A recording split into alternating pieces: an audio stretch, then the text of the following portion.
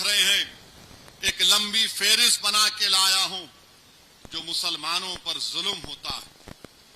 दिल्ली में एक वाकया हुआ, दो पड़ोसियों का झगड़ा हुआ, हिंदू और मुसलमान। गंदा पानी फेंका गया एक खातून पर, दोनों में हाथापाई हुई। एक 80 साल का बूढ़ा, 3 खवातीन और 2 बच्चों को पुलिस ने पकड़ लिया। अफसोसनाक वाकया है, एक तरुण नामी नौजवान की मौत हो गई, मगर बजरंग दल ने उसको हिंदू मुस्लिम का झगड़ा बता दिया और पुलिस ने बुलडोजर ले जाकर घर को तोड़ दिया। सुप्रीम कोर्ट का ऑर्डर भी है, घर को तोड़ दिया और वहां पर कहा गया ईद के दिन खून की होली होगी।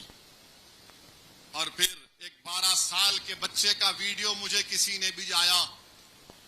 उस 12 साल के बच्चे में इतनी नफरत कहां से आ गई, कहां से आ गई उस बच्चे की? कौन उसके दिमाग में नफरत डाला? फिर हम देखते हैं कि मेघालय में वेस्ट गारो हिल्स में वहां पे इलेक्शन हो रहा है। इलेक्शन में 2 मुसलमान खैरुल इस्लाम और अशरफुल इस्लाम को मारकर कत्ल कर दिया गया। क्यों मारा गया? कि नहीं ये बंगाली है मेरे भाई, ये बंगाली हैं, ये इनको वहां से आए, ये मियां हैं। ये बताओ कि ये जो बंगाली बोलने वाले भारत के मुसलमान हैं, उनको मेघालय में मार दिया गया, खैरुल इस्लाम अशरफुल इस्लाम को। और फिर जो जामा मस्जिद तूरा है उसकी बेहुरमती की गई। बाहर से आए तो फिर मस्जिद भी बाहर से आई क्या? बहरहाल मकसद ये है कि इनको मारा जाए। और मारने वालों ने पुकार कर कहा ये तुम्हारी जमीन नहीं है, यहां अल्लाह अकबर काम नहीं करेगा। मेघालय में ये नफरत अगर कोई पैदा कर रही है तो बीजेपी। और फिर हम देखते हैं कि वजीर आजम की पार्लिमानी हलके में दाल मंडी में सदियों से मुसलमान रहते हैं। विश्वनाथ धाम कॉरिडोर प्रोजेक्ट के नाम पर उनकी तमाम जायदादों को बुलडोज कर दिया गया, कंपनसेशन भी नहीं दिया गया।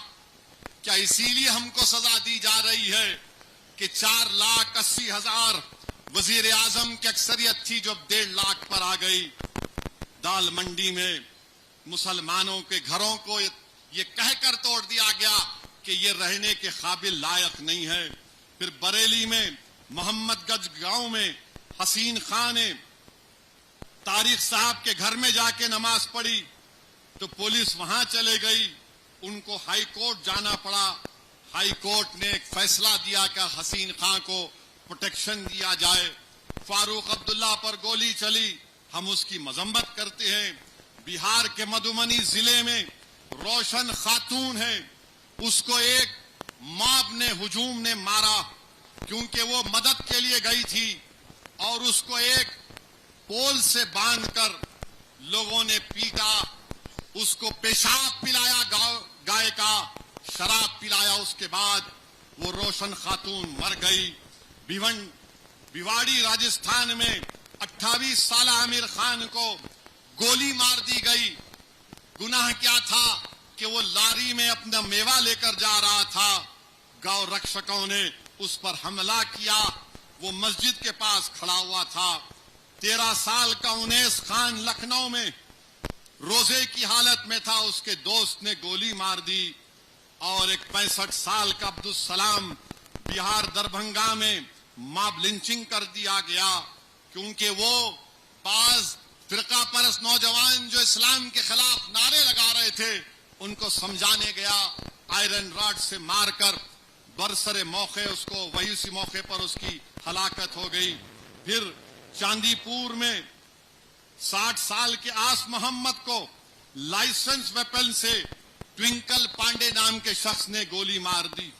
और फिर संभल में कल एक वीडियो मैं भी देखा, एक डीएसपी साहब हैं, मुसलमानों को बिठाते हैं, मुसलमानों को बिठाकर बोलते हैं क्या जरूरत है तुम लोगों को, ईरान पे तुम लोग क्यों एहतजाज कर रहे?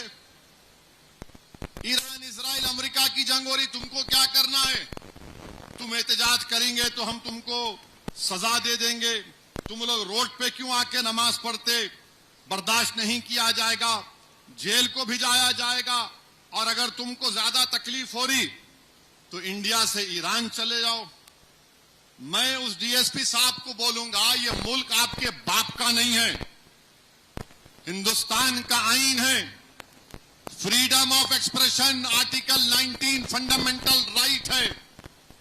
और सुनो डीएसपी, तुम बिन्यामिन नेतन्याहू की जबान में बात कर रहे हो। अगर कल कोई इजराइल की ताईद में एहतजाज निकाला जाएगा तो तुम तो जय जय के नारे लगाओगे ना।